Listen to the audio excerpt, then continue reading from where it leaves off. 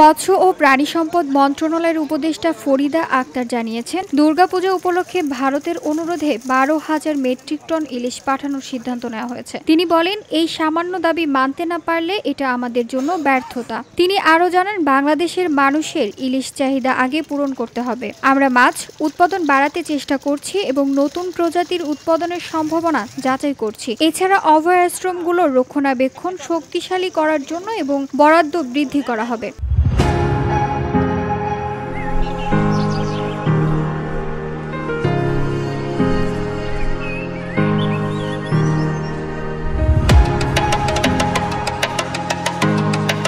এই বক্তব্যে তিনি শনিবার ঠাকুরগাঁও জেলা প্রশাসন ও মৎস্য অধিদপ্তরের আয়োজিত মতবিনিময় সভায় মৎস্যজীবী ও গণমাধ্যম কর্মীদের সঙ্গে জানান। সভায় জেলা প্রশাসক ইসরাত ফারজানা, মৎস্য সচিব আবু তাহের মোহাম্মদ জাবেদ, মৎস্য অধিদপ্তরের ভারপ্রাপ্ত মহাপরিচালক ডক্টর আব্দুর রউফ সহ অনেকে উপস্থিত ছিলেন।